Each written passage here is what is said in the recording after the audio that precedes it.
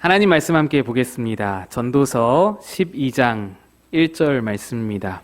구약성경 959면에 있습니다. 전도서 12장 1절 한 절의 말씀입니다.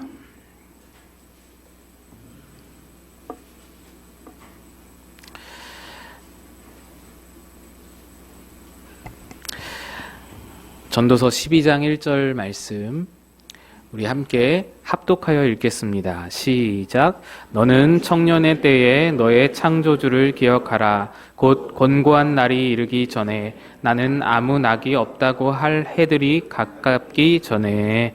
아멘.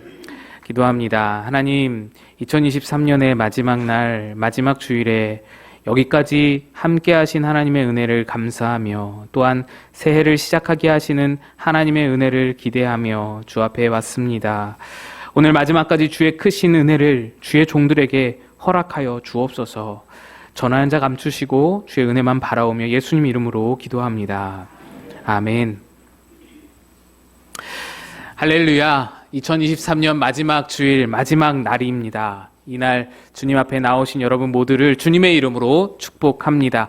제가 배우기로는 우리 박종철 목사님께 많이 배웠는데 그 배우기로는 마지막 날 참석했으면 다 나온 것이라고 배웠습니다.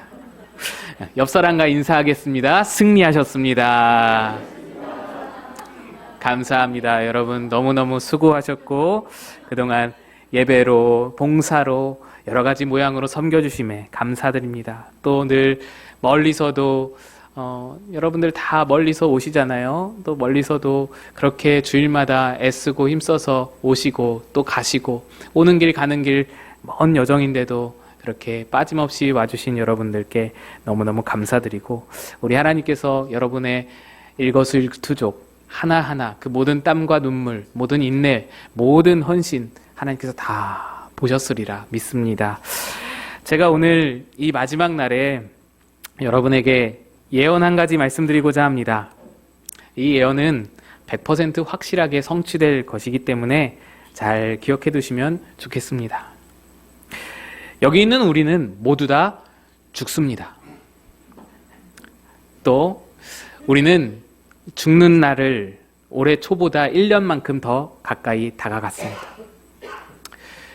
예언이랄 것도 없죠. 우리 다 아는 얘기고 늘 생각하는 얘기인데 당연한 얘기라고 누구나 할 수 있는 예언이라고 생각이 되시겠지만 사실 우리 삶의 모습을 가만히 들여다보면 그렇게 생각하지 않고 살아갈 때가 너무 많습니다. 전혀 그렇지 않은 듯이 진짜 오래오래 살 것처럼 그렇게 우리의 마음을 갖고 그렇게 살아가고 그렇게 행동하고 그렇게 말할 때가 얼마나 많은지 모릅니다. 혹시 연말연시에 기분 좋은 시기에 죽는 얘기해가지고 기분이 언짢으셨다면 죄송합니다만 우리는 그렇죠. 수많은 다른 끝들에 대해서 직장의 끝, 학업의 끝, 직분의 끝 등등 또 올해 한 해 2023년의 끝, 이 달의 끝 이런 것들에 대해서는 유종의 미를 거두기 위해서 며칠 전부터 몇 달 전부터 몇 주 전부터 그렇게 열심히 잘 준비하고 애를 쓰면서 가장 중요하다고 할 수 있는 내 인생의 끝, 내 인생의 마지막에 대해서는 아무 생각 없이 아무 준비 없이 전혀 생각하지 않다가 죽음이 코앞에 닥쳐서야 허둥지둥 마무리하고 갑작스럽게 막 준비하는 것 그런 장면을 제가 너무 많이 보아왔기에 오늘 2023년 마지막 날을 맞이하여서 우리 인생의 마지막 죽음에 대해서 좀 함께 말씀을 나누고자 합니다.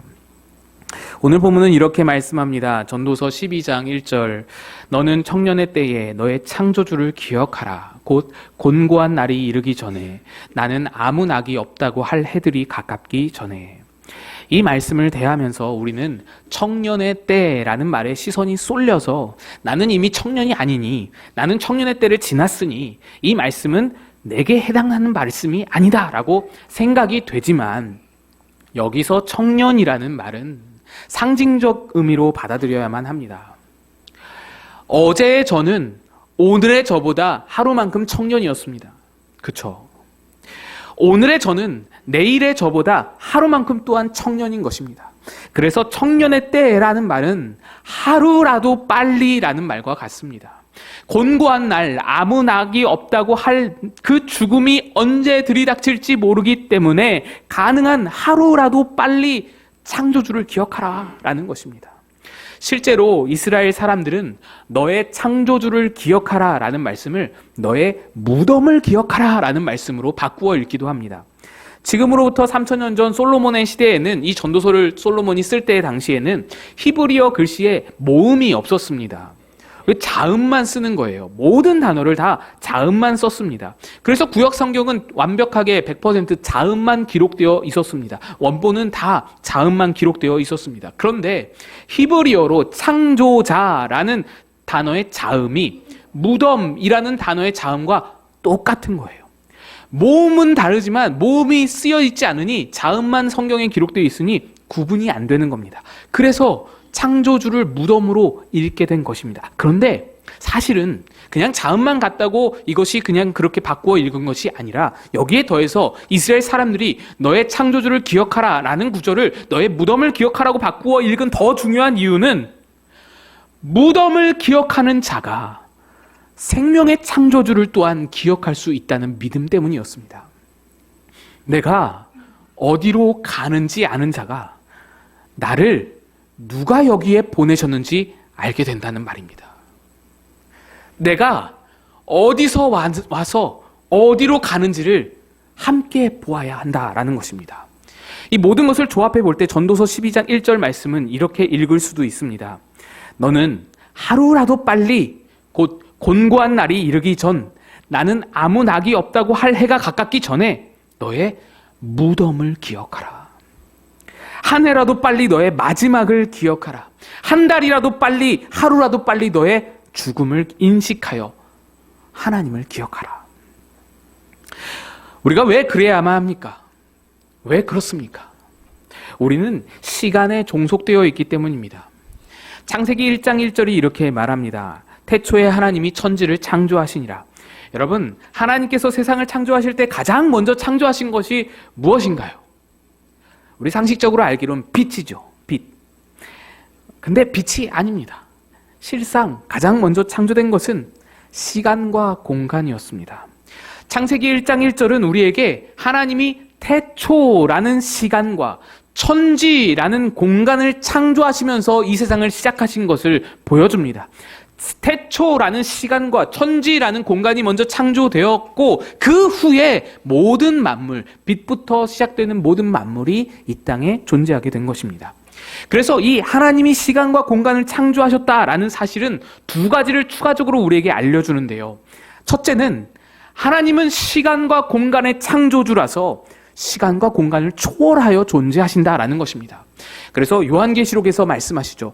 이제도 있고 전에도 있었고 장차 오실 자, 즉 과거, 현재, 미래에 동시에 존재하시는 분, 과거와 현재와 미래를 넘나들면서 존재하시는 분, 시간의 구애를 받지 않으시는 분, 또 무소부재, 모든 곳에 편재하시는 분, 공간의 구애를 받지 않으시는 분, 하나님이 그런 분이시다라는 사실입니다.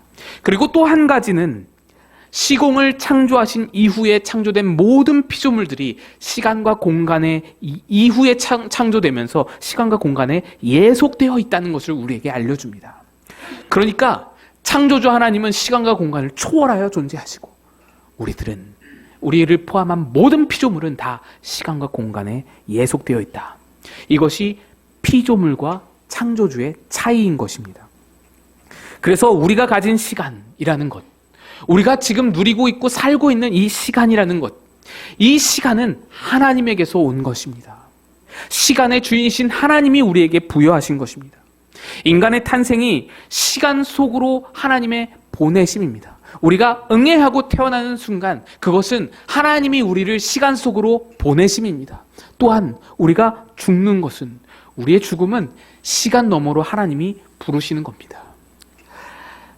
그리고 이 죽음과 탄생의 사이 시간을 하나님께서 살아가게 하셨습니다. 이렇다 보니 우리는 모두 다 하나님에게 각자 부여받은 시간이 달리 있습니다.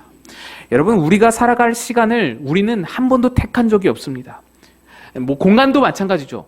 우리의 나라와 가정은 하나님이 우리에게 부여하셨지 우리가 선택한 적이 없습니다.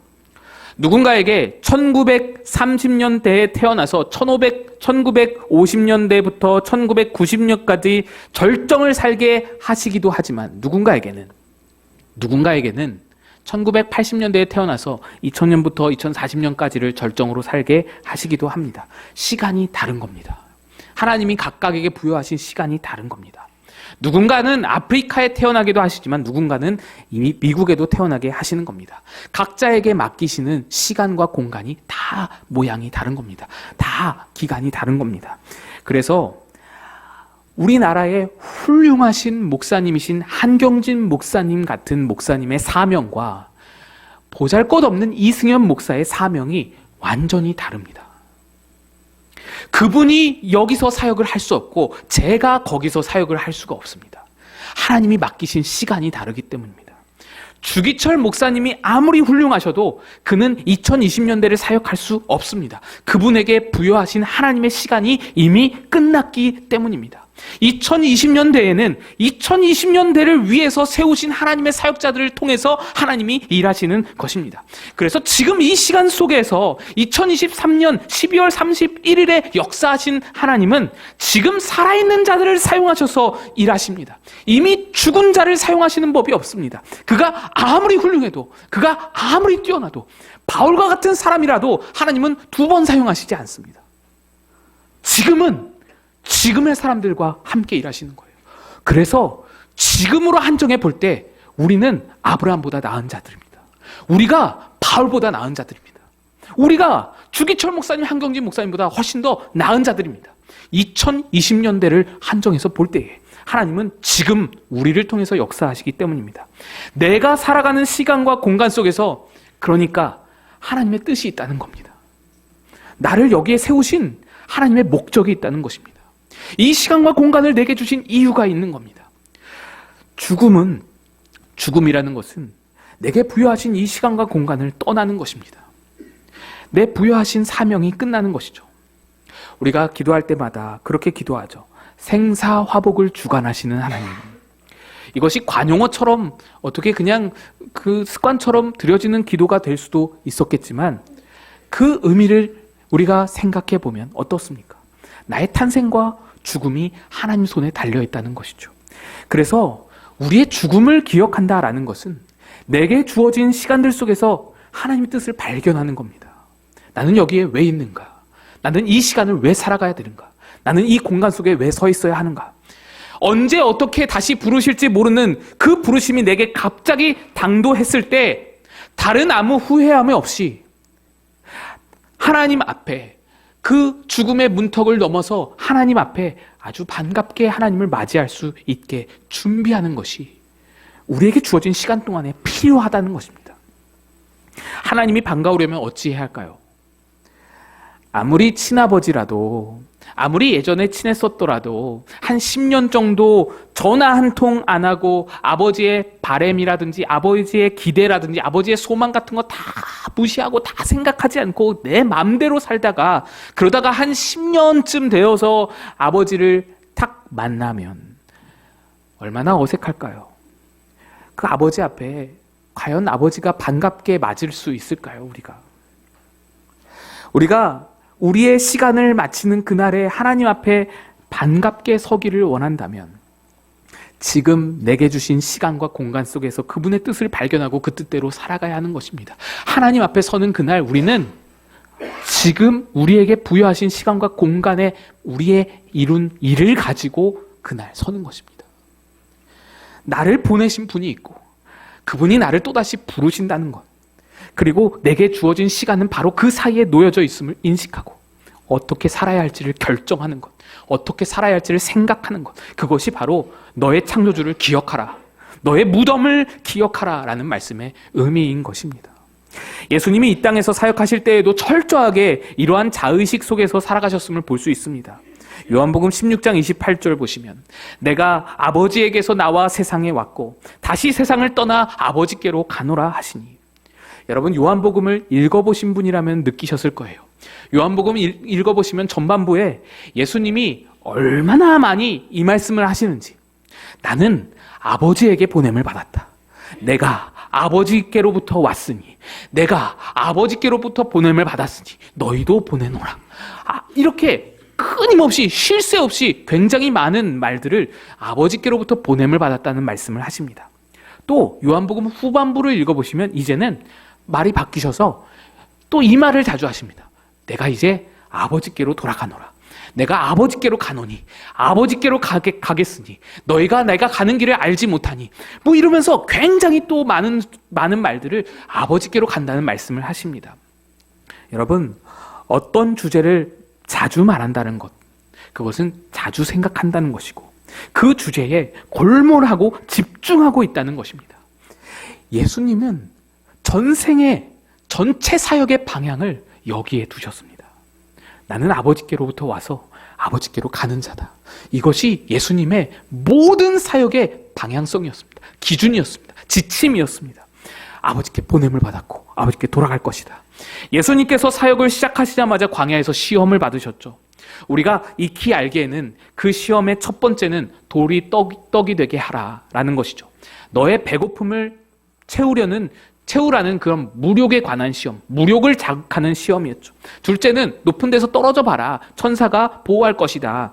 다치지 않는 능력을 사람들에게 보여서 많은 이들에게 주목과 인기를 끌게 되는 명예욕을 자극하는 그런 시험이라 우리가 알죠. 셋째는 내게 절하면 천하만국의 모든 것과 영광을 너에게 주겠다. 권력욕을 자극하는 시험이라 알고 있죠. 그러나 사실 이 세 가지는 물욕과 명예욕과 권력욕을 자극하기도 하지만 그 이면에 또한 세 가지가 모두 다 하나를 가리키면서 한 가지를 자극하는 것입니다. 무엇이냐? 사탄은 예수님더러 자꾸 하나님이 되라고 합니다. 아니, 이미 하나님이신데 뭘 하나님이 되라고 하냐? 예수님은 지금 사람으로 오셨거든요. 사람의 모습을 벗으라는 겁니다. 자꾸만 사람으로 살지 말라고 유혹하는 겁니다. 사람으로 살지 말고 하나님이 되세요. 왜 사람으로 사시렵니까? 사람 하지 마세요. 왜 사람으로 하려고 하세요? 왜 그렇게 귀찮게 사람으로 살려고 하세요? 하나님이 되세요. 만일 사탄이 우리에게 돌을 떡이 되게 하라라고 유혹한다면 그게 유혹이 되겠습니까? 우리는 돌을 떡으로 만들 능력이 없잖아요. 아무 능력이 없기 때문에 돌을 떡으로 만들라라고 우리에게 유혹하면 그건 유혹이 아닙니다. 근데 예수님에게는 유혹인 거예요. 왜? 돌을 떡을 만들 그 능력이 있으신 분이니까, 신성이 있으신 분이니까, 하나님이시니까, 예수님이니까 그것이 유혹으로 성립되는 겁니다. 한마디로 사탄은 예수님의 신성을 계속 자극하는 겁니다. 자극을 계속, 그거 하나님의 아들이라는 신분, 아들이라는 그 직분을 계속 자극하는 겁니다. 예수님이 이 땅에 사람으로 되어서 오신 것은 하나님이 보내셔서 하나님이 부르실 때까지 하나님이 맡기신 사명이 있어서 사람이 되신 것이었습니다. 그 사명 중에 가장 중요한 일부가 무엇이냐면 사람으로 살다가 사람의 죄를 짊어지고 사람의 대표가 되어서 사람으로 고통스럽게 죽는 것이 예수님의 가장 큰 사명이었습니다. 사탄은 자꾸만 그거 벗어버리라는 거예요. 당신 사람으로 살지 마세요. 당신 인간으로 살지 마세요. 사명을 잊으라는 겁니다. 하나님이 여기에 왜 보내셨는지 자꾸만 그것을 잊으라는 겁니다. 당신의 본 모습으로 돌아가세요. 하나님의 아들로서 인간에 대한 모든 사명 벗어버리고 사람이 아닌 신으로 사세요. 아니, 하나님이신데, 아니, 그 좋은 자리 놔두고, 그 좋은 위치 놔두고, 왜 여기서 구질구질하게 이렇게 사십니까? 왜 이렇게 고생하면서 사십니까? 그러지 마세요. 돌 같은 거 떡으로 만들어서 그냥 드실 수 있잖아요. 왜 인간의 몸에 묶여서 사세요? 왜 시간과 공간에 묶여서 사세요? 하나님의 천사들이 당신 늘 보호할 수 있지 않아요? 왜 그렇게 안 사세요? 그걸 자꾸만 자극하는 거예요. 더 이상 힘들고 고단하게 인간으로 살지 말고 하나님의 자리로 돌아가라고 계속 유혹하는 겁니다. 그러니까 보내심과 부르심의 목적과 의미를 잊고 살라는 것이 사탄의 주된 공략 지점인 거예요. 예수님도 그렇게 유혹했던 사탄인데 우리라도 내버려둘까요?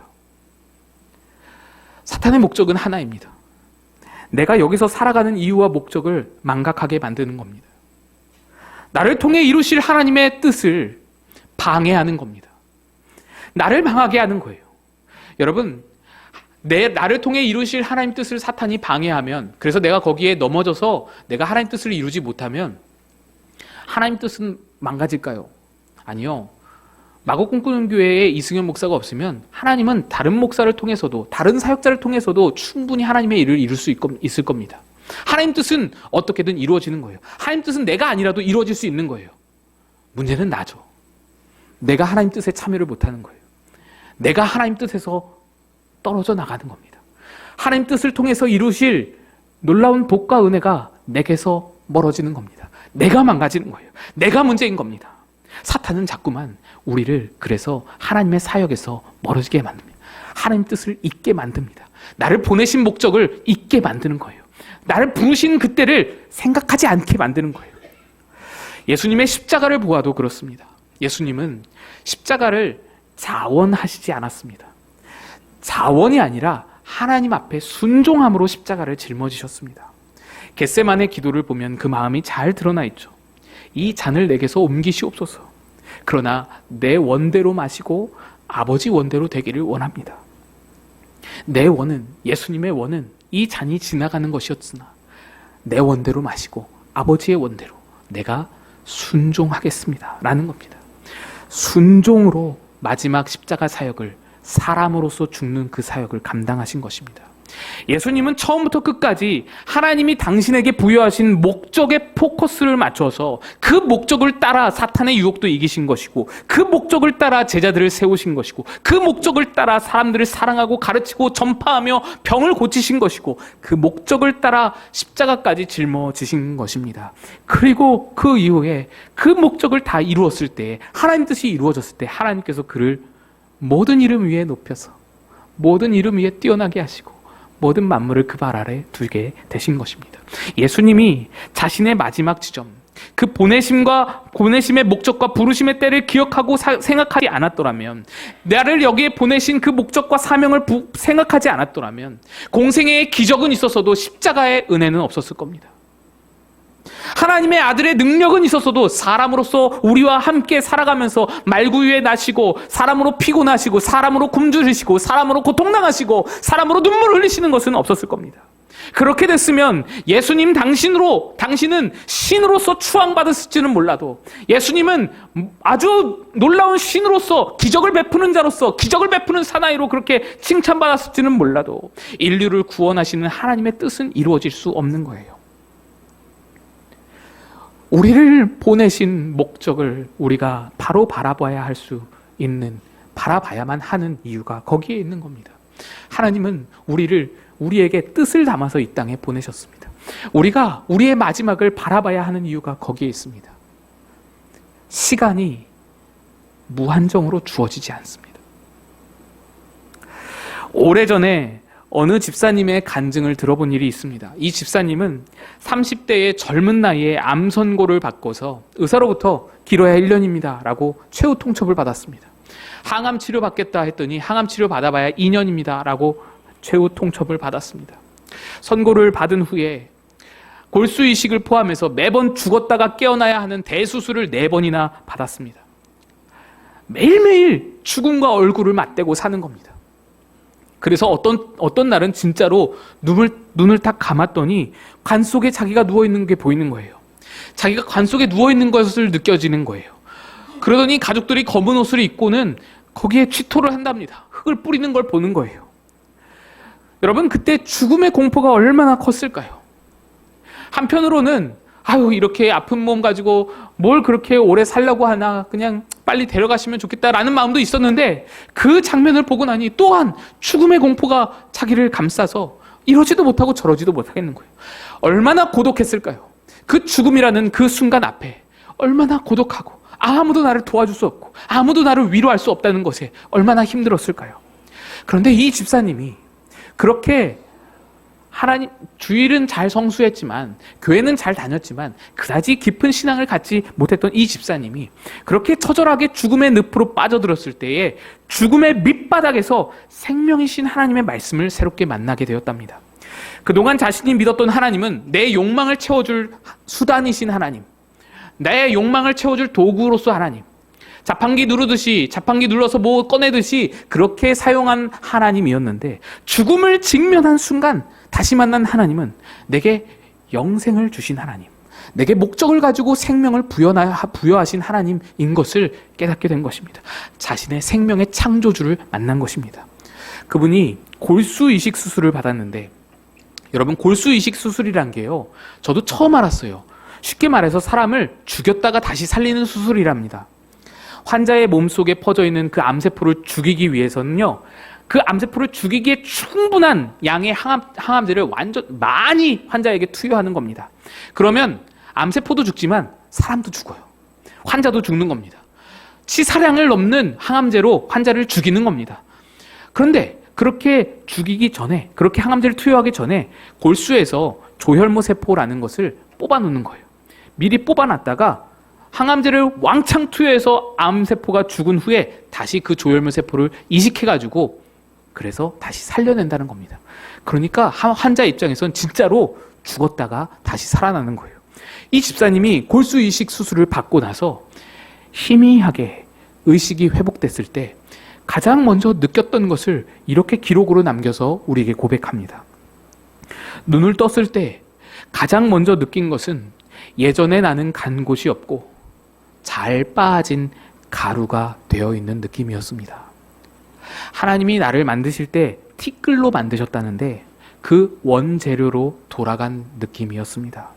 가루가 된 내 자신을 바라보면서 마음속에 떠오른 한 가지 단어는 바로 순종이었습니다. 티끌 같은 가루에게 무슨 욕심이 있겠으며, 무슨 야망이 있겠으며, 무슨 소원이 있겠고, 무슨 더 바랄 것이 있겠습니까? 그저 이 가루 위에 하나님이 물을 부으셔서 어떻게 반죽하고 어떻게 빚어내지든지 나는 순종해야 됨을 느꼈습니다. 생명은 나의 것이 아니었습니다. 생명은 하나님의 것이었습니다. 하나님이 내게 불어넣으신 생명은 순종을 통해서만 아름답게 빛날 수 있었던 것입니다. 내가 죽음을 직면한다는 것은 지금 내 생명이 내 것이 아니라 하나님이 주신 것임을 기억한다는 것입니다. 여러분, 오늘 2023년의 마지막 날입니다. 우리에게 주어진 시간이 어느새 또다시 1년만큼 줄어들어 버렸습니다. 너무 아까운 1년, 벌써 이렇게 줄어들어 버렸습니다. 2024년이 시작되기 전에 죽음에 대해서 생각해보고 죽음을 기억하여서 하나님의 뜻을 발견할 수 있는 우리가 되기를 주님의 이름으로 축복합니다. 나를 창조하시고 내게 생명 주신 생명의 주인을 기억하고 2024년은 그분의 뜻대로 내게 주신 생명을 아름답게 꽃 피워낼 수 있는 그런 우리가 되기를 주님의 이름으로 축복드립니다. 같이 일어나서 찬양하겠습니다. 313장 찬양하겠습니다.